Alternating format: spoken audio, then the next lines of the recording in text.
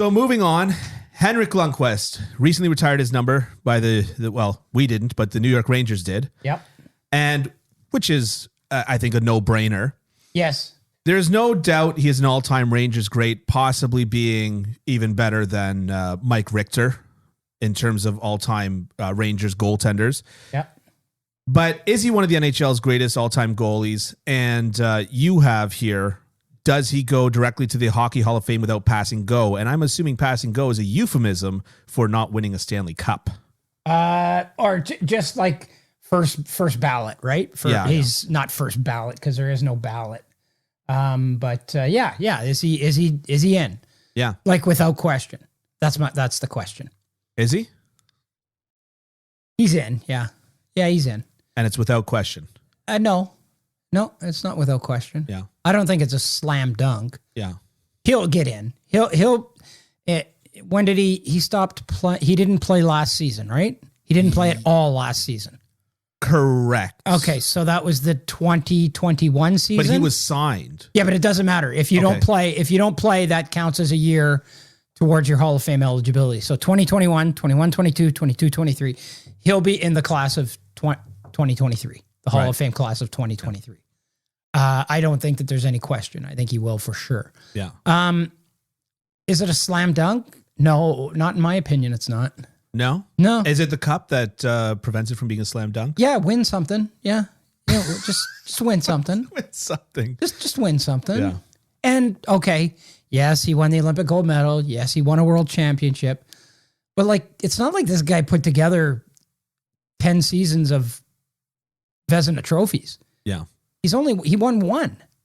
Right. I mean, he was a finalist lots of times, but he won one. Yeah. I think part of the prism that you look through this is that is you look at it through the New York Rangers prism, where it's like, how great was he as a Ranger? And he's an all-time great Ranger. Mm-hmm. But the Rangers have been epically bad historically. Yeah. Right? Like they're like among the original six. Yeah, it's they are the by far the least successful franchise. Like by a country mile are the least successful franchise of the original six. Like it's almost mind-boggling to see how bad they've been for such long periods of time. Yeah. You know? So I think that's part of it too. But yeah, I do think he's going to get in first ballot, but I don't think it's like if I were voting, it wouldn't be a slam dunk.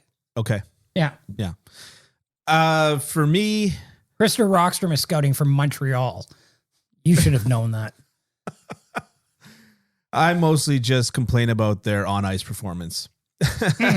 For me, Henrik Lundqvist ruined goaltending in the same way that the Beatles ruined music. And in the same way that Tiger Woods ruined golf. Okay.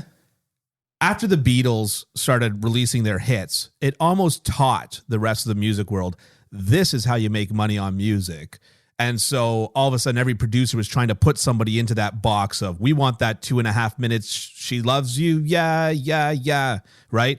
And similar with Tiger Woods, after Tiger Woods started winning everything, everybody was like, that's how you swing a golf club. There is no other way to swing a golf club. And I think that it's only now that we're kind of undoing the damage of once Henrik Lundqvist started playing goal, people are like, that's what a goalie should do. There's no other way to play goal. That drop and block kind of style was incredibly prevalent and basically defined a generation. And because of that, I think he's got to go in. Interesting. Okay, because you spent like 45 seconds bashing him. No. I mean, it's this is the thing is that just like the Beatles and just like Tiger Woods, they came by it honestly. Yeah. But they kind of ruined their respective professions because, or at least for many, many years, right? Because they created, everything became formulaic and copying them. Yeah. Okay. Right? Yeah. So guys like golfers that will never have the flexibility and power of Tiger Woods are being told to swing like Tiger Woods, but you got a different body. Swing for your body, right? And similar to with goaltenders, now we can't draft a goalie under 6'2" because we want him to play like this. Right. Well, I've got an idea. Why don't you let him play like how his body dictates he should play? Yeah. And then maybe he'll be good. And we're only now seeing that with UC Saros. He looks nothing like Hank, right? And he's playing and getting success. And of course, we should have seen it because, of course, Jonathan Quick is another example of a shorter goalie that plays in a completely different style. But we're only now really breaking the mold. So I do think that he's a Hall of Famer, if only because he defined a style of goaltending. Well, yeah, but I don't think that's enough. I think you have to look at his accomplishments and are they good enough to get him in? I mean, 6 times he was a Vezina finalist. So for 6 of the years of his career, he was a top 3 goalie in the NHL. Right. And once he was deemed to be the best. Yeah. You know, 1 Olympic gold medal in 2006, World Championship a couple of years ago. You know, but that lack of Stanley Cup, I think hurts him a bit. But yeah, he's definitely in. And to your point about the drop and the drop. What did you call that? His style, drop and block. Drop and block. Yeah. Drop and block. Yeah. I mean, it drives me nuts. I see goalies do it now, like these 6'6" goalies. Yeah. Making themselves small. Yeah. Like I'm not a goalie expert by any stretch of the imagination, like not even close. Mm-hmm. But that one I just don't understand. Like if you're big, why would you not continue to make yourself big? Why do you make yourself smaller and get shots over your shoulder because you were on your knee? Yeah, I mean, that relates to the positioning of those guys as well. And it's, anyways, there's a million different reasons. But you see these guys score from like this far off the red line and they put it in the top corner and everybody's like, wow, whoa, what skill and everything. That's just bad freaking goaltending. Yeah. Yeah. I mean, you're not wrong, but I guess my point is that if you do a drop and block, but you're in a good position, then you're over your shoulder should not actually be a trajectory that the puck can take towards the net. Okay. Well, right. So, or your glove is in a bad position or whatever. But anyways, there's a goalie coach here in Toronto named Mike, who was the first private goalie coach in basically Canada. And I've had the pleasure of working with him, the mixed pleasure of working with him. He's a bit of a character for those that know Mike. But Mike, he played pro in like Italy or something crazy like that, right? Anyways, but he always says goalies need to start holding their gloves like a baseball player. Okay.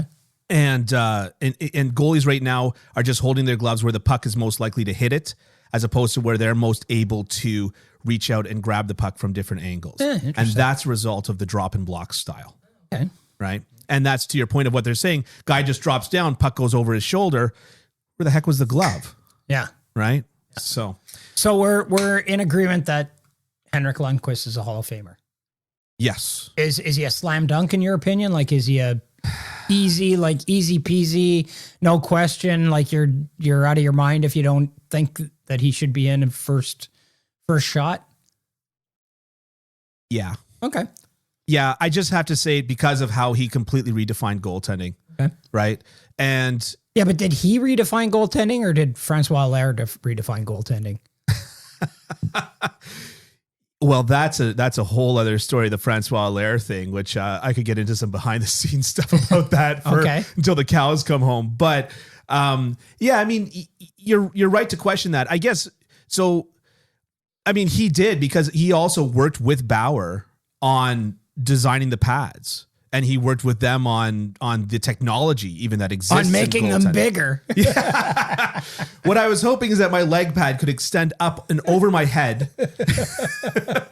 But he worked on designing the technology and the feel and all the rest of it. So I mean, I'd say that he had a lot personally to do with what a modern NHL goalie is. Okay.